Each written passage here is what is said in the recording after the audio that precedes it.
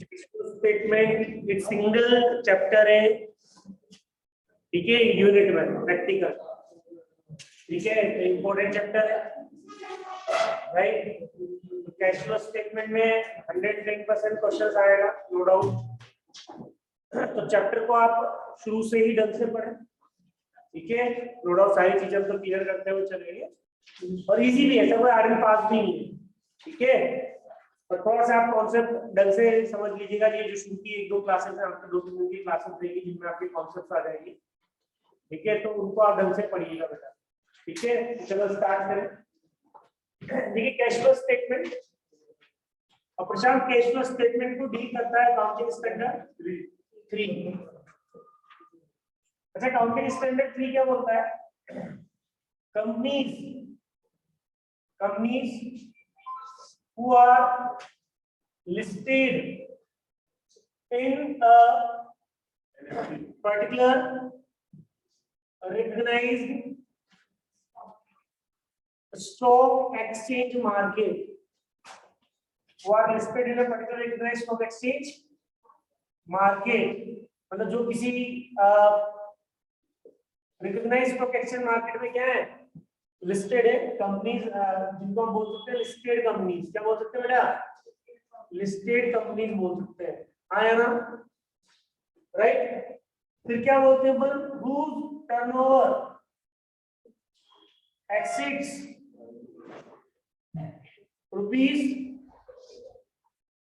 ₹50 करोड़, जिनका टर्नओवर 50 करोड़ से क्या है, ज्यादा है, जिनका टर्नओवर 50 करोड़ से क्या है, ज्यादा है, उस turnover accept ₹50 crore, who accept public deposit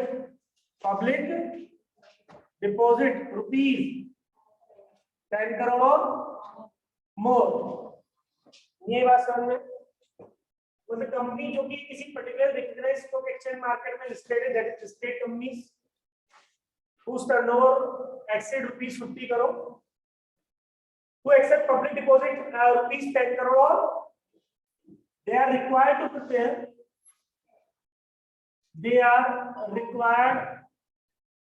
prepare cash flow statement. They are required to prepare cash flow statement with their financial statement.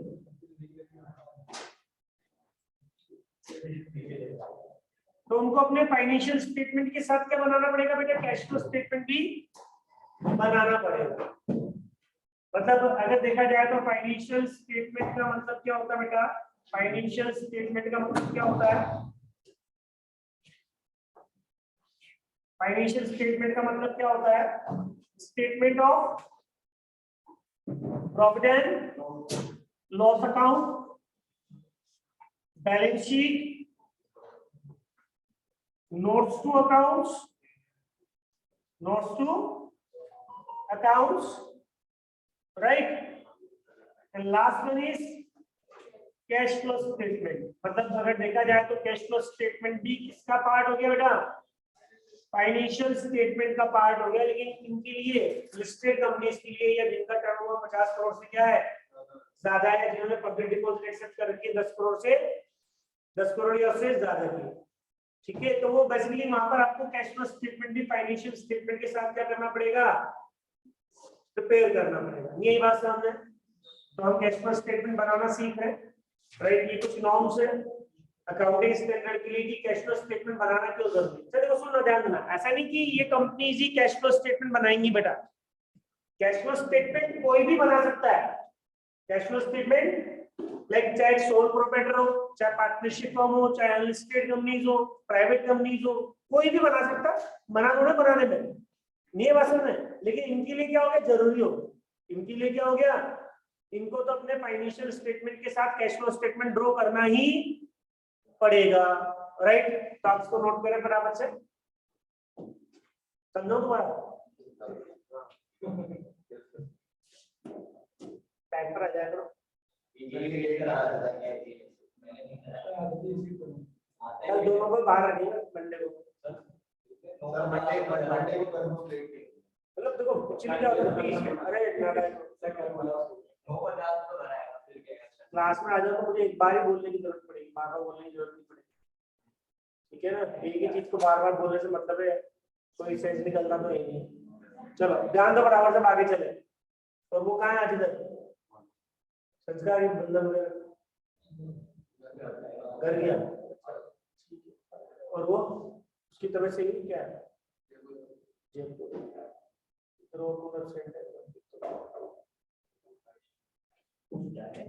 उत्कर्ष उत्कर्ष आ रहा है। तो कैश फ्लो स्टेटमेंट डील कौन करता है बेटा इसको? अकाउंटिंग स्टैंडर्ड 3, मोबाइल बंद कर दो।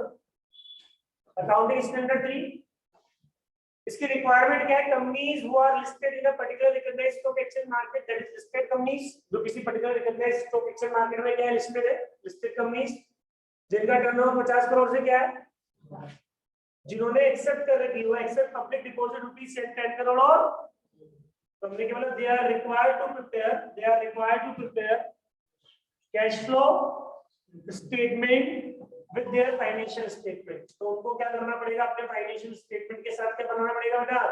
कैश फ्लो स्टेटमेंट भी प्रिपेयर करना पड़ेगा। मतलब फाइनेंशियल स्टेटमेंट में क्या क्या हो गया? स्टेटमेंट ऑफ बैलेंस शीट हो गया, नोट्स टू अकाउंट्स हो गया, और कैश फ्लो। तो कैश फ्लो स्टेटमेंट भी फाइनेंशियल स्टेटमेंट का पार्ट हो गया इन कंपनीज की। और वैसे देखो जरूरी नहीं है कि कैश फ्लो स्टेटमेंट यही कंपनी बनाए, कोई भी कंपनी, कोई भी बिजनेस, चाहे सोल प्रोप्राइटर हो, चाहे पार्टनरशिप फर्म हो, चाहे प्राइवेट कंपनी हो, अपना कैश फ्लो स्टेटमेंट क्या कर सकती है? ड्रॉ कर सकती है। कर सकती है, नहीं कर सकती है, उसमें कोई मना ही नहीं, बट इनके लिए जरूरी होगा। तो ये नोट कर लिया आपने, राइट। इसके आगे देखिए फिर अपन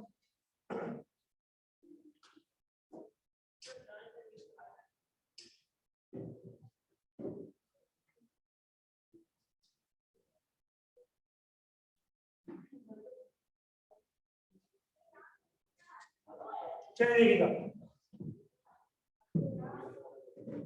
देखिए हमें क्या बनाना है यहाँ पे? कैश फ्लो स्टेटमेंट ड्रॉ करना है। क्या ड्रॉ करना है? Cash flow. तो कैश फ्लो स्टेटमेंट ड्रॉ करने के लिए, कैश फ्लो स्टेटमेंट ड्रॉ करने के लिए हमें क्या चाहिए? इंफॉर्मेशन चाहिए। और इंफॉर्मेशन में किसकी चाहिए?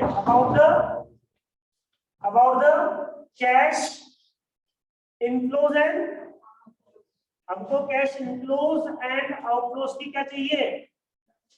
इंफॉर्मेशन चाहिए। हाँ यार, बात समझ नहीं है कि पैसा कहां से आ रहा है और पैसा कहां जा रहा है, इसकी इंफॉर्मेशन चाहिए। तो इसका सबसे बेस्ट सोर्स क्या हो बताना? ये इंफॉर्मेशन आपको कहां से मिल सकती है कि बिजनेस में कितना पैसा आया है, बिजनेस से कितना पैसा गया है, ये हम कहां से पता लगाएं? लाइक आपके पास जो बिजनेस में रिकॉर्ड्स होंगे, अब रिकॉर्ड में भी कौन सा रिकॉर्ड देखें? हमने कहा सबसे बेस्ट सोर्स होता है कैश बुक। क्या होता है? यही बात समझना आया ना? ये आपको बताएगा कि पैसा कहाँ आ रहा है, पैसा कहाँ से आ रहा है, कहाँ जा रहा है। उसमें कोई एडजस्टमेंट भी करने की जरूरत नहीं है, कोई करेक्शन भी करने की जरूरत नहीं है, तो सीधी सीधी इंफॉर्मेशन से आपको लिखनी है। आया ना? यही बात समझ में। लेकिन देखो कैश बुक को फाइनेंशियल स्टेटमेंट के साथ तो नहीं लिखा जाता ना, तो हम क्या करते हैं? कैश बुक की समरी तैयार कर लेते हैं। क्या तैयार कर लेते हैं? समरी का मतलब क्या होता है? समरी का मतलब क्या होता है बेटा? Merge the same type of transactions, मतलब जो सेम टाइप ऑफ ट्रांजेक्शंस है उनको क्या कर दीजिए? मर्ज कर दीजिए। सीधा सा तरीका, जैसे मान लो आप डेली की 100 कैश सेल्स करते हैं, 100 बार माल बेचते हैं नगद में दिन भर में ऑन एन एवरेज।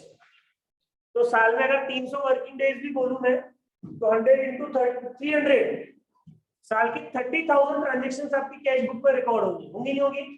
आपने उनको क्या करा? एक बार ही लिखा कैश सेल्स। आपके 50 कस्टमर, साल भर में अगर आपने 50 कस्टमर से 100 बार भी पैसा रिसीव किया है, तो 5000 ट्रांजेक्शन होगी नहीं होगी? तो उनको एक बार लिखेंगे कैश कलेक्शन फ्रॉम, आपने नंबर ऑफ टाइम परचेजेस किया, आपने एक बार लिख दिया उसको cash purchase. Number of supplier को नंबर ऑफ टाइम पेमेंट किया, आपने उनको एक बार लिख दिया पेमेंट टू। आपने नंबर ऑफ टाइम सैलरी पे करी, साल में 12 बार तो देते ही अपन, उसको एक बार लिखा सैलरी पे। तो जो सेम टाइप ऑफ ट्रांजेक्शन है उनको क्या कर दिया, अब वो इंफॉर्मेशन कहाँ आ जाएगी बेटा, एक या दो पेज पर आ जाएगी, आएगी नहीं आएगी। अब आप उसको फाइनेंशियल स्टेटमेंट के साथ रख सकते हैं नहीं रख सकते।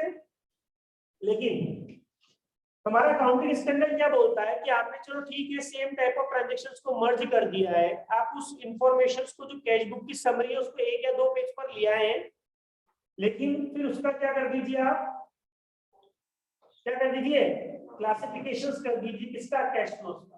कैश फ्लोस का क्या कर दीजिए, क्लासिफिकेशंस कर दीजिए। आप उसको क्लासिफाइड करके दिखा, और क्लासिफिकेशंस कैसे होगा वो हम सीखते हैं यहाँ पर, राइट। आप इसको नोट करें, ये एक तरीका था कैश फ्लो स्टेटमेंट का बनाने का जो मैंने आपको सिंपल वे में समझाया।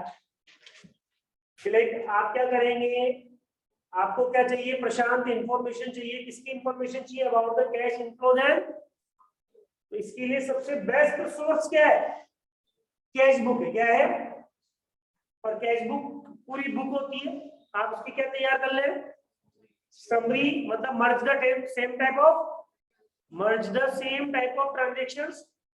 उसके बाद वो इंफॉर्मेशन क्या आ जाएगी, एक दो पेज पर आ जाएगी। फिर उसके बाद क्या कर दीजिए, उसका क्लासिफिकेशंस कर दीजिए। क्या कर दीजिए, क्लासिफिकेशंस। तो देखिएगा किस तरीके से उसको क्लासिफाइड करते हैं, ठीक है। Classification of cash flows, classification of cash flows.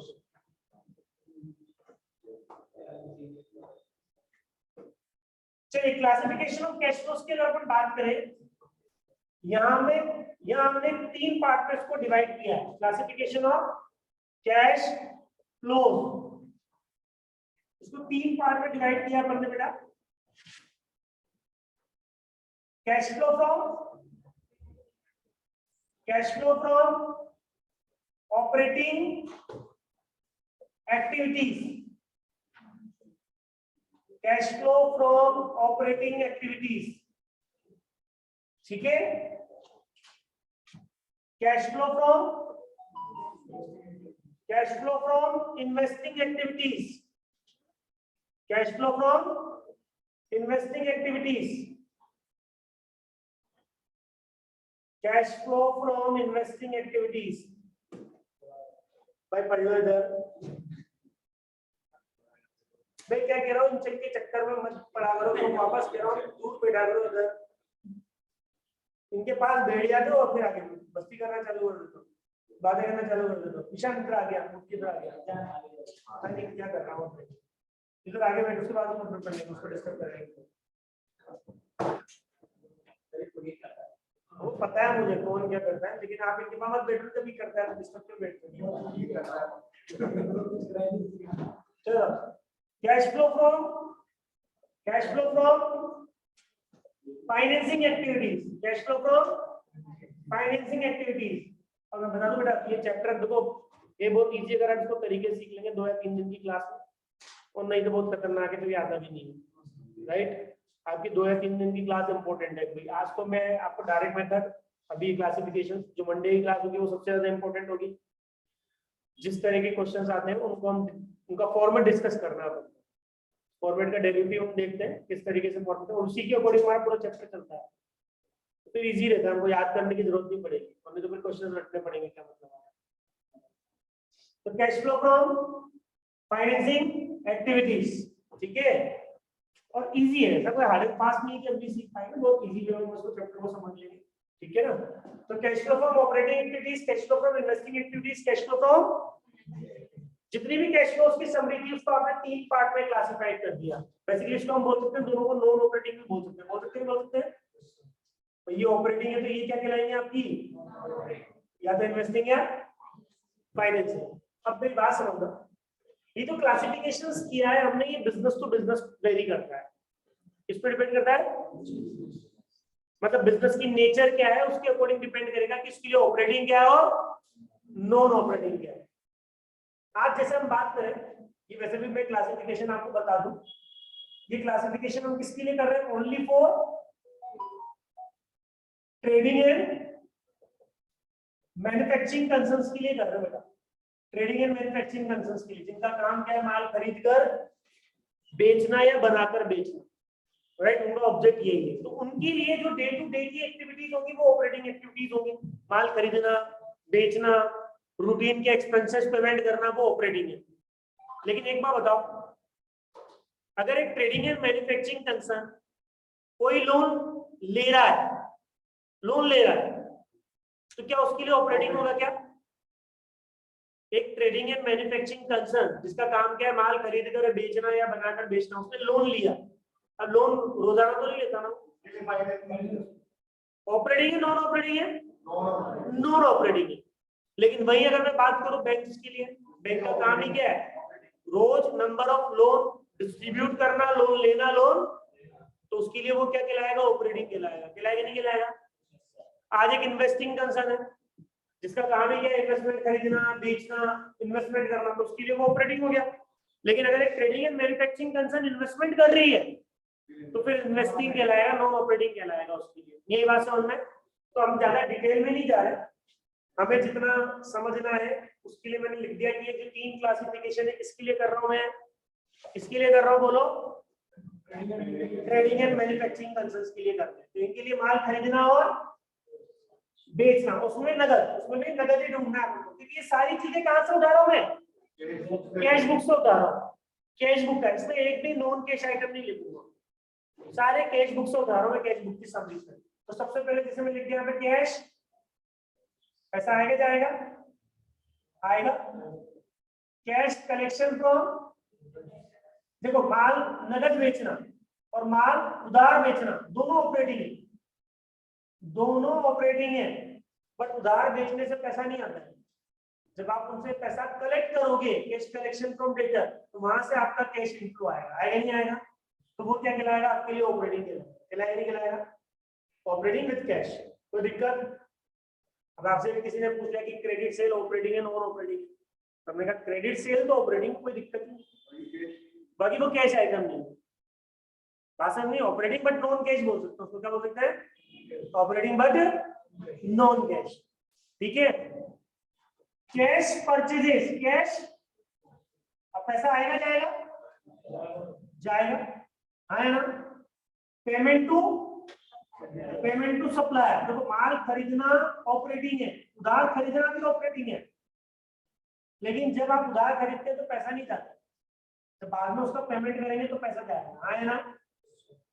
और पेमेंट ऑफ ऑपरेटिंग एक्सपेंसेस का पेमेंट। ऑपरेटिंग एक्सपेंसेस में क्या क्या आ गया, ऑफिस एंड एडमिनिस्ट्रेशन, एक ही बात है ना, एडमिन के, ठीक है। सेलिंग एंड डिस्ट्रीब्यूशन के, और सबसे पहले फैक्ट्री के एक्सपेंसेस आए ना। तो फैक्ट्री के एक्सपेंसेस, ऑफिस एंड एडमिनिस्ट्रेशन के, सेलिंग एंड डिस्ट्रीब्यूशन, अगर प्रॉफिट एंड लॉस से समझे ट्रेडिंग पी&एल से, तो ट्रेडिंग पी&एल में जितने भी डायरेक्ट आइटम है ट्रेडिंग में, जितने भी डायरेक्ट एक्सपेंसेस वो तो ऑपरेटिंग होते ही हैं, और प्रॉफिट एंड लॉस में ऑफिस के और सेलिंग एंड डिस्ट्रीब्यूशन के खर्चे भी क्या कहलाएंगे, ऑपरेटिंग ही कहलाएंगे। तो पेमेंट ऑफ ऑपरेटिंग एक्सपेंसेस, और पैसा यहां से जाएगा। ये ब्रैकेट मतलब आउटफ्लो है, ब्रैकेट मतलब, और ब्रैकेट नहीं है तो मतलब क्या है, इनफ्लो है। कोई दिक्कत, इसमें कोई कंफ्यूजन हो तो बताइए आप। ठीक है, चलो आगे ये इन्वेस्टिंग एक्टिविटीज। तो इन्वेस्टिंग एक्टिविटीज को हम कैसे समझते, ध्यान देना। इन्वेस्टिंग एक्टिविटीज के लिए मैं पहले इन्वेस्टमेंट समझा दूं क्या होते हैं, इन्वेस्टमेंट क्या होते हैं। तो इन्वेस्टमेंट क्या होते हैं, इसको डील करता है अकाउंटिंग स्टैंडर्ड 13, और S13 क्या बोलता है, an asset held by an enterprise to earn income by way of rental, interest and dividends, or dividends, or for capital appreciation, or for other benefits to the investing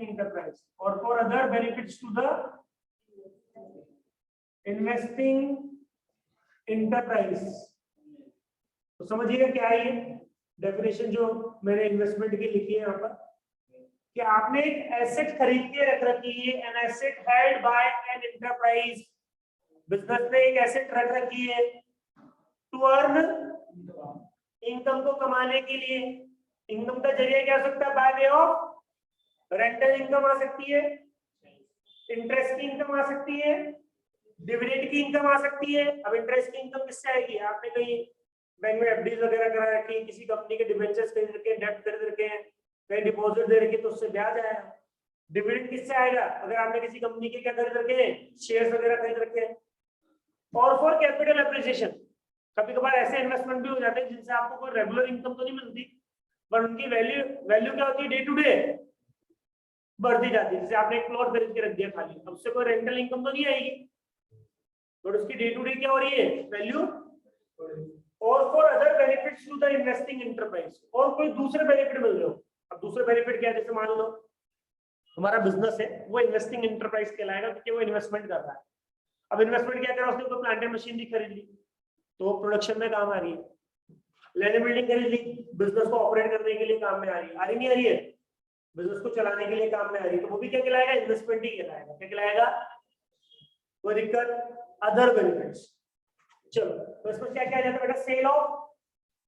cell of fixed assets, fixed assets को बेचना, पैसा आएगा।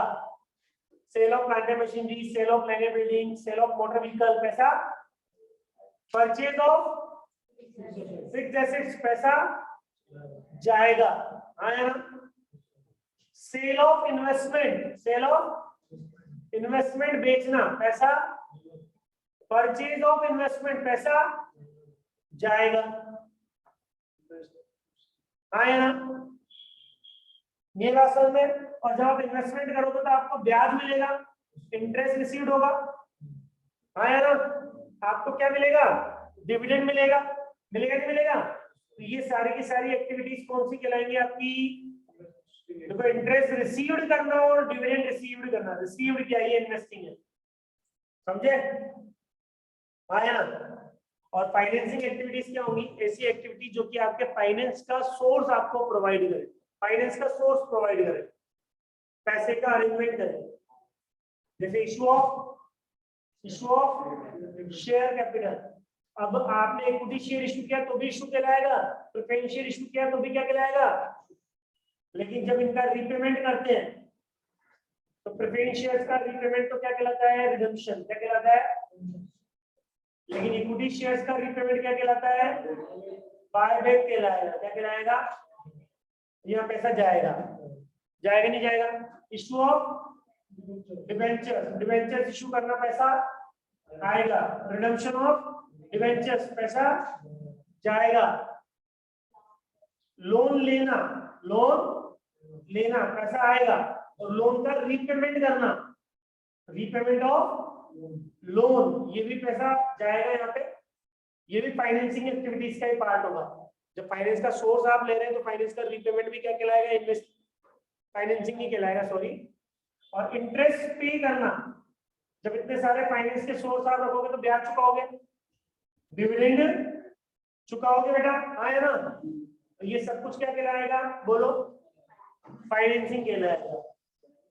ये बात समझ में? ये सब कुछ क्या कहलाएगा बेटा? फाइनेंसिंग कहलाएगा। तो ये ऑपरेटिंग हो गया, ये इन्वेस्टिंग हो गया, और ये इसमें कोई डाउट हो तो बताइए आप।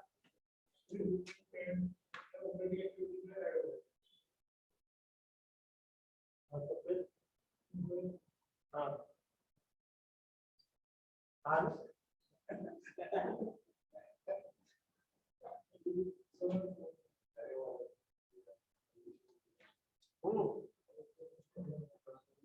अरे दो मेथड में दादा, डायरेक्ट और इनडायरेक्ट, ठीक है ना? तो जो कैलकुलेशन है वो इनडायरेक्ट मेथड्स की है, सब भूल गया पर तो बातों को लगा देना दूसरों को। इनडायरेक्ट मेथड में एक भी कैश आइटम नहीं दिखाते अपन ऑपरेटिंग में, एक भी कैश आइटम नहीं दिखाते इनडायरेक्ट मेथड में। रिवर्स चलता है। और रिवर्स चलता है, वो कैसे चलेगा रिवर्स? तो फॉर्मेट का डेरिवेटिव मैंने आपको समझाया था, फॉर्मेट की पूरी कैलकुलेशन समझाई थी, ठीक है?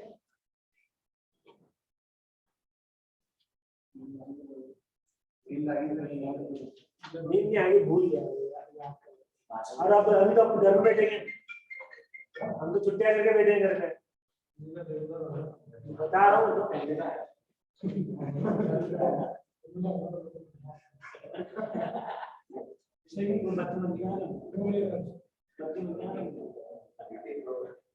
चलो जल्दी करो, नोट करो इसको।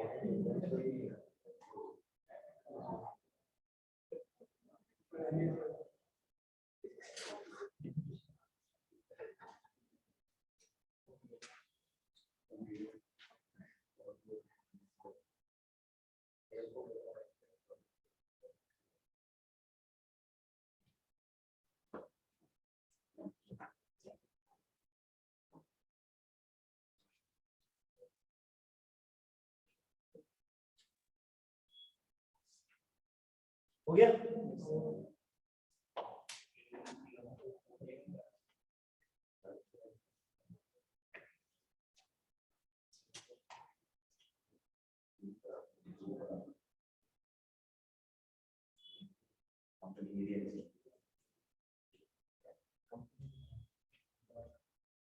कैश फ्लो स्टेटमेंट 12 में बोल रहा है कि कैश फ्लो स्टेटमेंट पर आज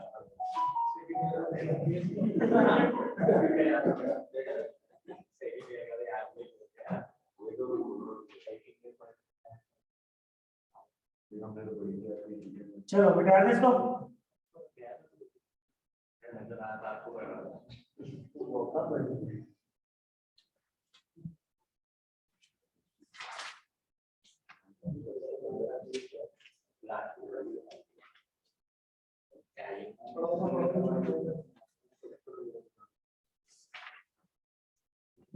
इधर बिठा दूंगी।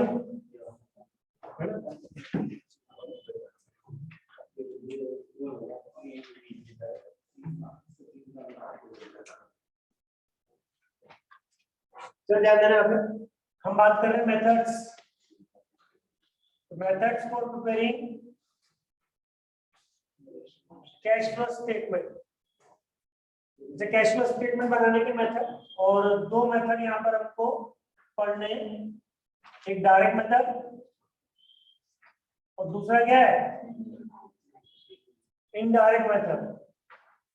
अच्छा बेसिकली डायरेक्ट मेथड को हम ये बोल सकते हैं based on cash book. Based on, ये कैश बुक पर बेस्ड है, कोई एडजस्टमेंट नहीं करना, इंफॉर्मेशन सीधे सीधे तरीके से दिखानी होती है। जबकि ये किस पर बेस्ड होता है, बेस्ड ऑन फाइनेंशियल स्टेटमेंट। और सारे क्वेश्चन 95% क्वेश्चन, मतलब ये क्या दो क्वेश्चन ही डायरेक्ट मेथड का, एक ही क्वेश्चन दो ही है, राइट, एक ही क्वेश्चन है डायरेक्ट मेथड का, बाकी सारे क्वेश्चन किसके हैं। वैसे क्यों है ऐसा, क्योंकि अकाउंटिंग स्टैंडर्ड क्या करता है, इसको प्रिस्क्राइब करता है। अकाउंटिंग स्टैंडर्ड क्या बोलता है कि आप इनडायरेक्ट मेथड से ही क्या करें, कैश फ्लो स्टेटमेंट बनाएं। तो मैं सबसे पहले डायरेक्ट मेथड से आपको कैश फ्लो स्टेटमेंट बनाना सिखा रहा हूँ, डायरेक्ट मेथड का फॉर्मेट बता रहा हूँ, फिर बनाता हूँ। एक क्वेश्चन देखेंगे उसका जो है, राइट, और मंडे को फिर हम इनडायरेक्ट मेथड के फॉर्मेट का डिटेल सीखेंगे।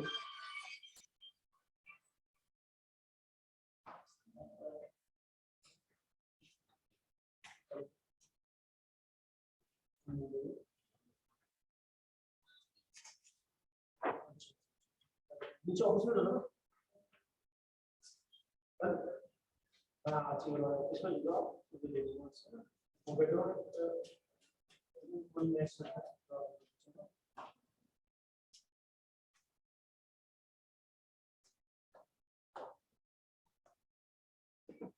बता दे इसको।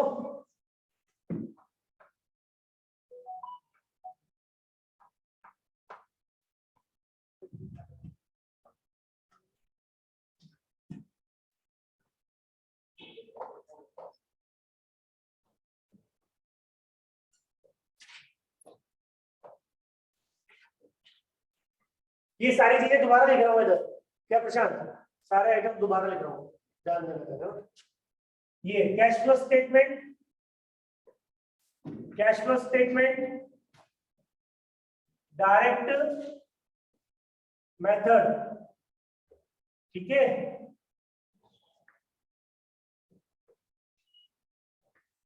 चलिए सबसे पहले पार्ट क्या है, ये कैश फ्लो फ्रॉम, ये डिटेल्ड अमाउंट है और ये नेट अमाउंट है, ये डिटेल और ये नेट।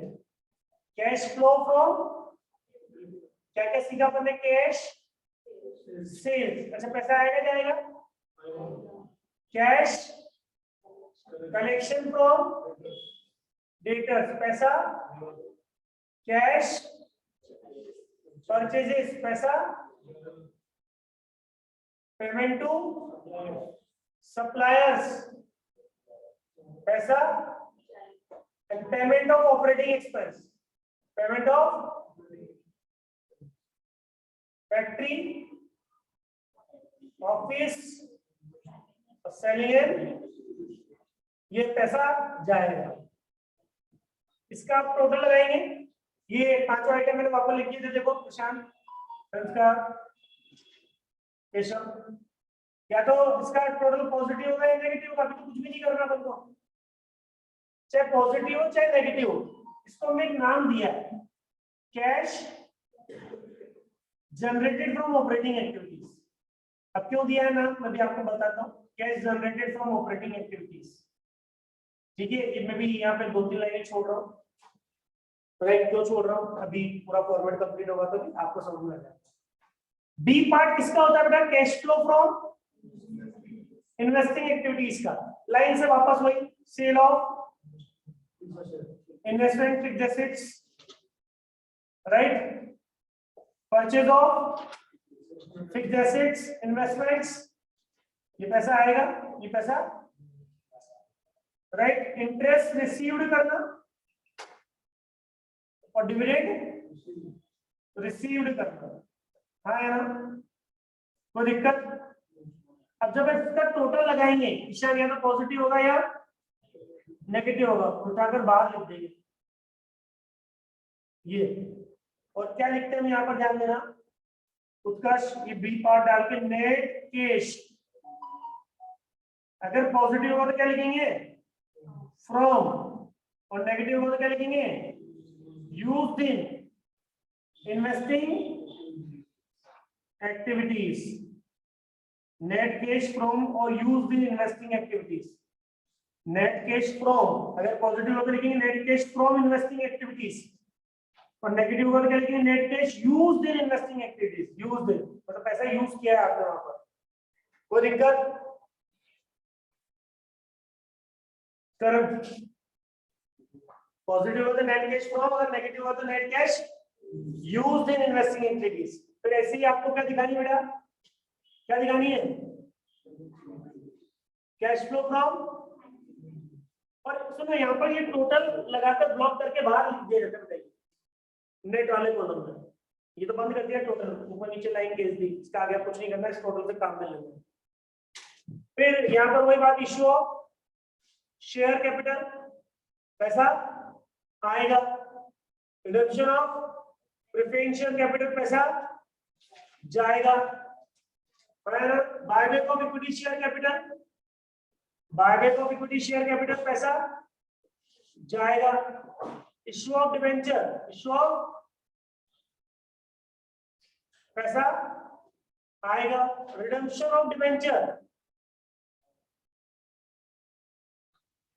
पैसा जाएगा, लोन रेज,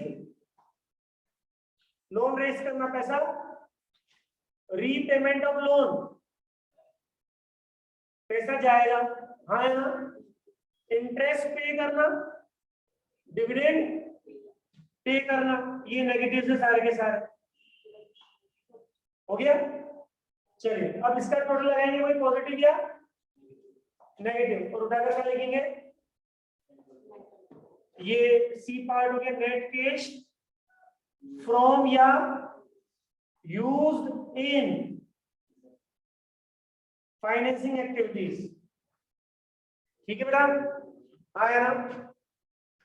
अब एक पॉइंट समझना, अकाउंटिंग स्टैंडर्ड क्या बोलता है, जो एक्टिविटीज में ऑपरेटिंग है ना इन्वेस्टिंग है ना, उनका क्या करें, नो ऑपरेटिंग है ना इन्वेस्टिंग है ना फाइनेंसिंग है, तो उसके लिए क्या बोलता है कि उनको ऑपरेटिंग मानते हुए, क्या मानते हुए, ऑपरेटिंग मानते हुए ऑपरेटिंग में दिखाएंगे। और यहाँ पर बीच में लाइन डाल दी अपन ने ऑपरेटिंग है, इसके ऊपर तो प्योर ऑपरेटिंग है, इसके ऊपर प्योर ऑपरेटिंग है और ये मानते हुए। जैसे एक छोटा सा एग्जांपल ले रहा हूं मैं, आज कंपनी ने इनकम टैक्स चुकाया, क्या चुकाया, अब इनकम टैक्स चुकाना क्या ऑपरेटिंग है इन्वेस्टिंग है फाइनेंसिंग है, क्योंकि जो इनकम टैक्स जब आप चुकाते हो तो उसमें हमने कहा 5 तरह की इनकम क्या होती है, क्लब होती है, कंपनी में तो चलो 4 तरह की होगी भाई, बिजनेस प्रोफेशन की होगी, हाउस प्रॉपर्टी की हो जाएगी, कैपिटल गेन की भी हो सकती है, अदर सोर्सेस की भी हो सकती है, सैलरी की इनकम नहीं आती। अब जो बिजनेस प्रोफेशन की इनकम है ऑपरेटिंग इनकम है, उस पर जो टैक्स जाएगा ऑपरेटिंग जाएगा, लेकिन जो कैपिटल गेन है, अदर सोर्सेज है, प्रॉपर्टी की, हाउस प्रॉपर्टी की इनकम है, वो तो नॉन ऑपरेटिंग इनकम है, तो उस पर जो टैक्स जाएगा वो नॉन ऑपरेटिंग है। और आप टैक्स चुकाते हैं क्लब करके, पता नहीं है उसमें कितना ऑपरेटिंग और कितना, तो उसको ऑपरेटिंग मानते हुए यहाँ दिखाते हैं अपन लेस टैक्स पेड, तो इसके ऊपर प्योर ऑपरेटिंग है, इसके नीचे मानते हुए। एक एग्जांपल जैसे हमने यहाँ पुट कर दिया, और जब इसका टोटल लगाएंगे ये वही पॉजिटिव और नेगेटिव, पॉजिटिव और बाहर जाके अब लिखेंगे इसको, समझ आएगी बात, तो इसको क्या लिखेंगे, नेट कैश फ्रॉम और यूज्ड इन ऑपरेटिंग एक्टिविटीज। अब ये तीनों टोटल है, ये तीनों टोटल है बेटा, ए बी और सी, इन तीनों का टोटल क्या कहलाएगा, A plus B plus changes in cash and cash equivalent. अब ये एक नई टर्म आ गई हमारे सामने, इक्विवेलेंट्स,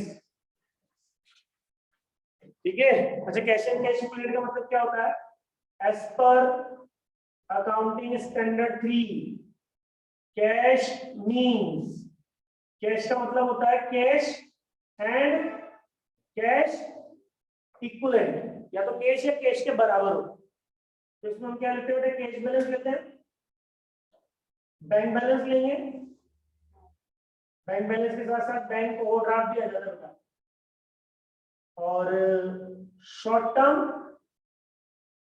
या मार्केटेबल, शॉर्ट टर्म या मार्केटेबल इन्वेस्टमेंट और सिक्योरिटीज आ जाती है, समझे, मतलब ऐसी सिक्योरिटी जैसे इन्वेस्टमेंट जो कि रेडीली कन्वर्टेबल इनटू कैश हो, कैश के बराबर ही माने जाते हैं, कैश इक्विवेलेंट ही माने जाते हैं। तो जैसे मान लो आपकी ऑपरेटिंग एक्टिविटीज से पैसा कितना आया, 300 रुपए, इन्वेस्टिंग एक्टिविटीज से कितना पैसा आया, फाइनेंसिंग एक्टिविटी से आया 3000, 3 और 1 4, 4500 रुपए टोटल आया। हमारे पास में पहले से पड़ा हुआ था opening balance of cash and cash equivalent, पहले से कितना था, कैश एंड कैश इक्विवेलेंट 500 था, तो क्लोजिंग बैलेंस कितना होगा बेटा, closing balance of cash and cash equivalent क्या होगा, कैश एंड कैश इक्विवेलेंट क्या होगा बेटा, 5000 होगा नहीं होगा। ऑपरेटिंग से आया 300 रुपए, इन्वेस्टिंग से आया 1200 रुपए, फाइनेंसिंग से कितना है, तो टोटल कितना हो गया 4000, और पहले से हमारे पास 500 रुपए पड़ा था, तो क्लोजिंग बैलेंस कितना होगा। तो ये आपका फॉर्मेट